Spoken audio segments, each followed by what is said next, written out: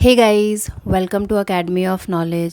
सो आज की वीडियो में आई टॉक अबाउट आमोर फ़ाती। आमोर फ़ाती एक माइंडसेट फ़िलॉसफ़ी है स्टोइसिज़म में, जिसका ज़िक्र काफ़ी जगह देखने को मिलता है। तो पहले इसका ओरिजिनेशन जानेंगे, कहाँ से ओरिजिनेट हुई थी। आमोर फ़ाती का कंसेप्ट ऐसा कहा जाता है सबसे पहले एपिक्टेटस ने दिया था।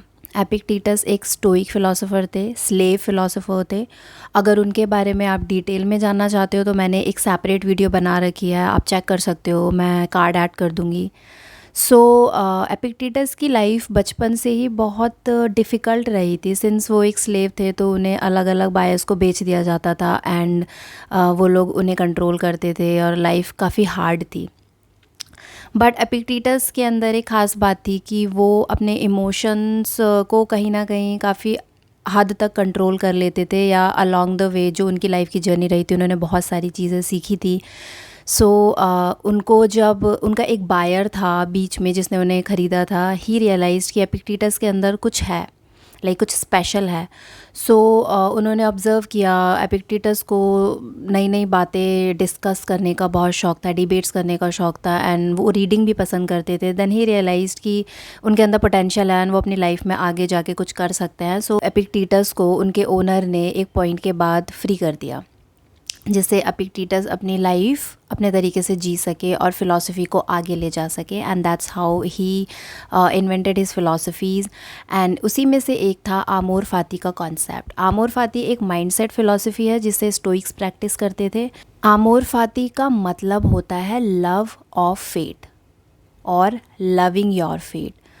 सो एपिक्टेटस के बारे में बात करें तो उनकी लाइफ में कुछ ऐसे मोमेंट्स रहे थे जब वो अपने पास्ट को लेके या उनकी लाइफ में जो हो रहा था उसे लेके सेटिस्फाइड नहीं थे। He was always in conflict with his fate, क्योंकि वो उसे एक्सेप्ट नहीं कर रहे थे। उन्हें हमेशा कंप्लेंट्स थी कि ऐसा क्यों हुआ, ऐसा क्यों हो रहा है, ऐसा क्यों होगा।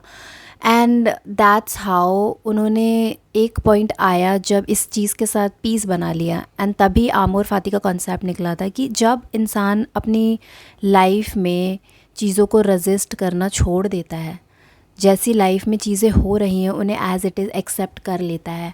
अब एज़ इट इज़ से मतलब मेरा ये नहीं है कि अगर आपके साथ कुछ गलत हो रहा है और आप उसे रोक सकते हो तो आप रोको मत, उसे एज़ इट इज़ एक्सेप्ट करो। नहीं, एज़ इट इज़ से मतलब है जो चीज़ें आपके कंट्रोल से बाहर हैं उन्हें रेजिस्ट करने की कोई ज़रूरत नहीं है। जब आप उन्हें होल हार्टेडली एक्सेप्ट कर लेते हो, that is called love your fate, तो आप पीस में हो जाते हो। आपकी स्ट्रेस है वो थोड़ा कम हो सकता है। जैसे एपिक्टेटस ने एक कोट स्टेट की थी, मैं रीड करना चाहूँगी। Do not seek for things to happen the way you want them to, rather wish that what happens happen the way it happens, then you will be happy. So यही concept है आमोर fati का कि जो चीज़ें आप जैसे wish करते हो हमेशा वैसी नहीं होंगी एंड पॉसिबल भी नहीं है, इसीलिए वो जैसी हो रही हैं अगेन आपके कंट्रोल से जो बाहर है, मैं उसकी बात कर रही हूँ, तो उन्हें एज़ इट इज़ आपको एक्सेप्ट करना सीखना होगा, तभी आप सुकून से ज़िंदगी बिता सकते हो। वरना हमेशा एक कॉन्फ्लिक्ट रहेगा और ये कॉन्फ्लिक्ट आपकी ज़िंदगी में प्रॉब्लम्स क्रिएट करता रहेगा। As Carl Jung also said that which we resist persists, तो जिसे आप रेजिस्ट करते रहोगे वो परसिस्ट होता रहेगा। So why not just stop resisting it and accept it the way it is? Amor Fati's love of fate, it's the conscious practice of acceptance as your life events unfold. Then amor fati का ज़िक्र Marcus Aurelius ने भी अपनी book meditations में काफ़ी जगह किया है। ऑरेलियस के ऊपर भी मैंने एक सेपरेट वीडियो बना रखी है, अगर आप डिटेल में जानना चाहते हो तो उसे चेक कर सकते हो। सो मार्कस ऑरेलियस की लाइफ जैसा कि हम जानते हैं अगेन काफ़ी डिफ़िकल्ट रही थी। उनके आई थिंक 7 बच्चे थे जो एक के बाद एक उनकी मौत हो गई और वो उनके लिए काफ़ी पेनफुल फेज़ था लाइफ का। एंड उनके ऊपर इतनी सारी रिस्पॉन्सिबिलिटीज़ थी, प्लस उसी पीरियड में प्लेग भी आ गया था एंड दुनिया भर की चीज़ों को उन्हें कंट्रोल करना था, उन्हें ही देखना था। उस सिनेरियो में काम रहना एक चैलेंजिंग पार्ट था, जिसे ओरिलियस ने अपने मेडिटेशंस के थ्रू फेस किया। उन्होंने मेडिटेशंस इसीलिए नाम रखा क्योंकि वो हर दिन मेडिटेशन करते थे, अपने लाइफ पे रिफ्लेक्ट बैक करते थे। कहीं ना कहीं जैसे कि मैंने बताया भी कि अगर आप अपने फेट को कोसते रहोगे, उससे कंप्लेन करते रहोगे या बीते हुए कल पे अफसोस मनाते रहोगे, तो वो चीज़ आपके आने वाली लाइफ में प्रॉब्लम से क्रिएट करेगा। एंड मार्कस ओरेलियस इस चीज़ से काफ़ी हद तक जूझ रहे थे, क्योंकि एज़ आई डिस्कस्ड अर्लियर कि उनकी लाइफ ऑलरेडी काफ़ी पेनफुल रही थी। उनकी लाइफ में ऐसे इंसिडेंट्स हुए थे जिनसे उभरना मुश्किल ही नहीं, कई लोगों के लिए नामुमकिन भी हो सकता है, बट स्टिल उन्हें उस पेन से हर दिन डील करना था। एंड जब आप उस चीज़ को फेस करते रहते हो तो रेजिस्ट करना एक पॉइंट के बाद बंद कर देते हो, और जब उस पेन को एक्सेप्ट कर लेते हो तो वो जो आपके ऊपर पावर होल्ड करता है ख़त्म हो जाती है, ऐसा मुझे लगता है। And that's what happened to Aurelius. And उनकी एक कोट है जो मैं स्टेट करना चाहूँगी: accept the things to which fate binds you and love the people with whom fate brings you together, but do so with all your heart. So again आप इस coat में आमोर फाती के ग्लिम्स देख सकते हो क्लियरली, जिसमें वो फेट की बात दोबारा से कर रहे हैं, क्योंकि आमोर फाती है ही love of fate. So yeah there is that. Amor fati thousands of years से यूज़ किया जाता रहा है। ये एक स्टेट ऑफ माइंड है, या आप प्रैक्टिस कह सकते हो, जिसका मतलब होता है अपने फेट को एक्सेप्ट कर लेना, एम्ब्रेस कर लेना, जो भी आज तक आपके साथ हुआ, जो भी अभी हो रहा है एंड जो होने वाला है। So it's a mind set. वो ये कि आपको समझना होगा यूनिवर्स का नेचर ही है चेंज। यहाँ पर चीज़ें बदलती रहती हैं, समय के साथ उन्हें बदलना ज़रूरी है।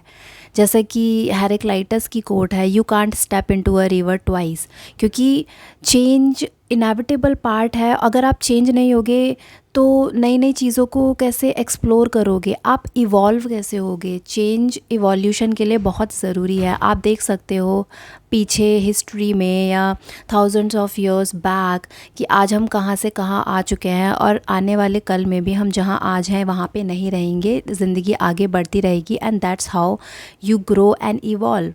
सो हमें चेंज को एक्सेप्ट करना होगा। एंड वही सेम चीज़ हमारी लाइफ में हो रही है। लाइफ में हम समय के साथ साथ अपना एक बेटर वर्जन बनते चले जाते हैं। डिफरेंट फेजेस आते हैं जिन्हें हमें फेस करना होता है, and that's how we grow. अगर देखा जाए तो हमारी ह्यूमन टेंडेंसी होती है, ये बेसिक ह्यूमन नेचर है, इसके बारे में कुछ किया नहीं जा सकता, बट आप समझ लोगे तो चीज़ें फिर भी ठीक हो सकती हैं। तो वो बेसिक ह्यूमन नेचर है रिग्रेट करना पास्ट के ऊपर। हमारा आई थिंक वायरिंग इस तरीके से है कि हमेशा पास्ट के ऊपर सोच सोच के खुद को परेशान करते रहते हैं। पास्ट में जो चीज़ें हो गई उनका अफसोस करते हैं। सपोज़ आप किसी रिलेशनशिप में थे एंड यू ब्रोक अप, या फिर आपका कोई लव्ड वन थे, अनफॉर्चुनेटली वो उस दुनिया से आपको छोड़ के चले गए, या फिर आपने कुछ मिस्टेक्स मेक की थी और आप हमेशा उसी में ड्वेल रहते हो कि काश मैं वापस जाके वो मिस्टेक फ़िक्स कर सकता है, या वो सेम चीज़ नहीं करता, कुछ और कर सकता, तो आज मेरी लाइफ बेहतर होती।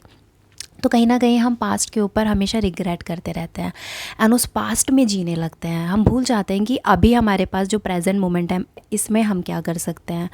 हमें ये सोचना होगा कि जो पास्ट है वो बीत चुका है, अब वापस लौट के नहीं आएगा। जो आप कर सकते हो वो ये कि उस पास्ट से अपना लेसन लर्न कर सकते हो, और आगे वो सेम मिस्टेक्स रिपीट ना करो या वो सेम चीज़ें ना हो। उससे बचने के लिए आप कैसे अपने उन लेसन्स को लाइफ में अप्लाई कर सकते हो। वही ऑप्शन है आपके पास। तो या तो आप वो चूज़ करो या फिर पास्ट के ऊपर रोते रहो, which is not going to help you in any way.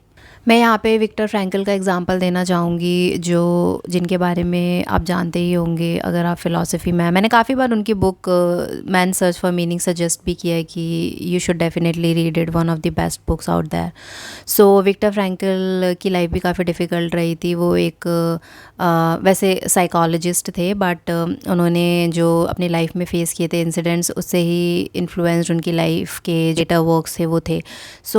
Victor Frankel concentration camp में रहे थे कुछ टाइम, एंड उन्होंने वहाँ की हार्श कंडीशनिंग देखी थी कि कैसे लोग सरवाइव करते थे, और उन्होंने कैसे सरवाइव किया था, क्योंकि उनके सामने हर दिन कोई ना कोई सुसाइड करता रहता था, बट स्टिल उन्होंने अपने माइंड को कंट्रोल करने की कोशिश की, इमोशंस को खुद पर हावी नहीं होने दिया।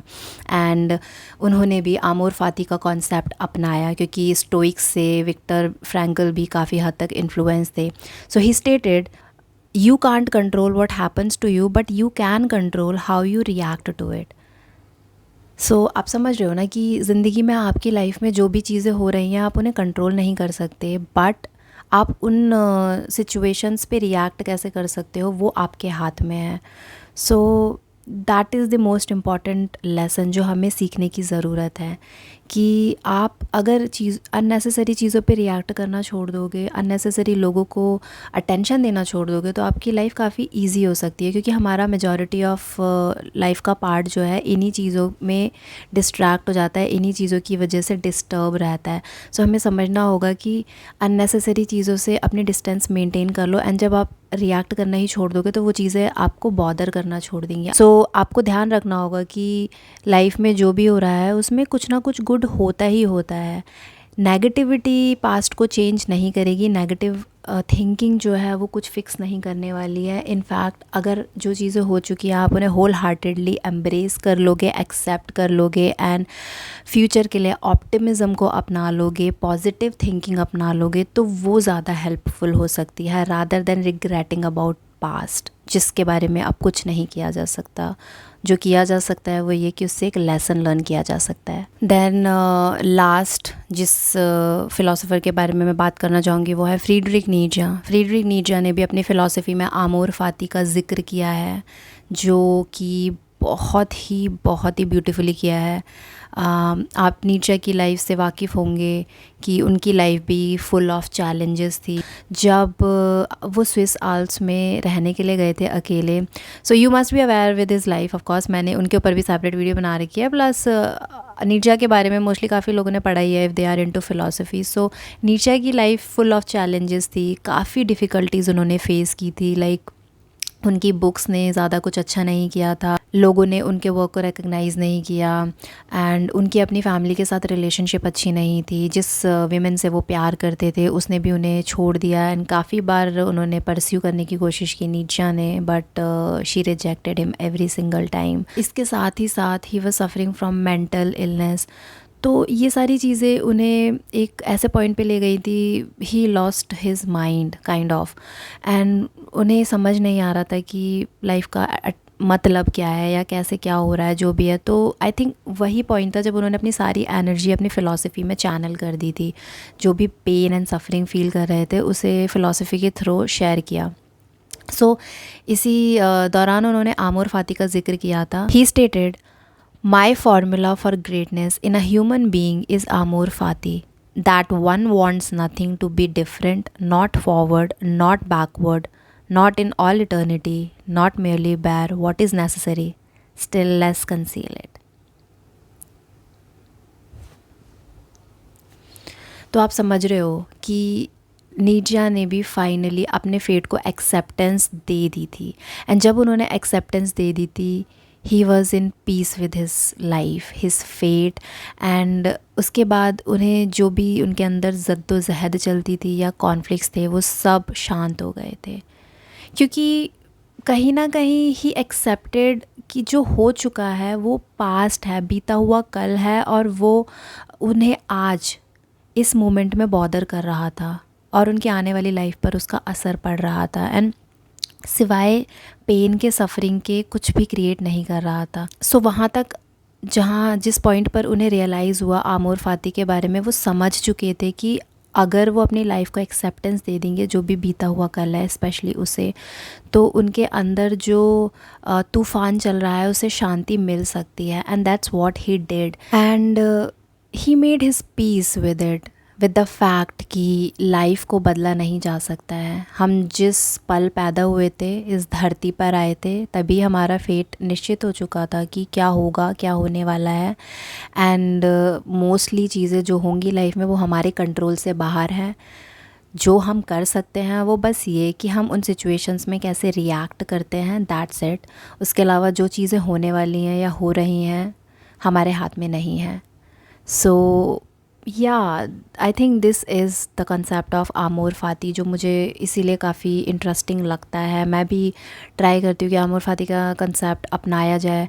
आई know it's not easy to follow these philosophies in real life. काफ़ी लोग बोलते भी हैं कि ये बस थ्योरीज़ हैं, बट नहीं, अगर आप इनको प्रैक्टिस करो, डिसिप्लिन मेंटेन करके रखो, तो इन फ़िलासफ़ीज़ को अपनी लाइफ में अप्लाई किया जा सकता है एंड एक बेटर वर्जन बन के भी निकला जा सकता है। It's not that difficult. तो अगर आपकी लाइफ में भी आपको पास्ट बॉदर करता है या बार बार पास्ट की चीज़ें दिमाग में आती रहती हैं और आप हमेशा पास्ट में ही जीते रहते हो कि काश मैंने एक सर्टेन चीज़ डिफरेंट वे में की होती, या मैंने वो नहीं किया होता, या फिर बहुत सारी चीज़ें होती हैं वो आपको पता होंगी, तो stop doing that, stop doing that. इसका कोई फ़ायदा नहीं है। जो कर सकते हो वो सिर्फ ये कि उनसे लेसन्स लर्न कर लो एंड ट्राई करो कि आगे फ्यूचर में कभी वो सेम मिस्टेक्स दोबारा रिपीट ना हो। एंड जो मेमोरीज़ हैं वो तो रहेंगी पास्ट की ऑफ कोर्स, बट उन्हें खुद पर हावी मत होने दो। उनके साथ पीस बना लो कि हाँ, it is what it is and उसे बदला नहीं जा सकता है। सो अफसोस करना छोड़ दो and just live in this moment and focus on to the future rather than thinking about past. So yeah this is the end of the video. I hope आपको आमोर फ़ाती का कंसेप्ट समझ में आया हो and I hope you are able to apply in your life too. So अगर video अच्छा लगा हो तो do like it and share it with your friends, and future में आने वाली वीडियोज़ के साथ अपडेट रहने के लिए channel subscribe and bell icon press करना ना भूलें। एंड अगर डायरेक्टली हमसे कनेक्ट होना चाहते हैं तो do follow us on Instagram as well. मैं लिंक डिस्क्रिप्शन बॉक्स में डाल दूँगी। So yeah, this is the end. Bye.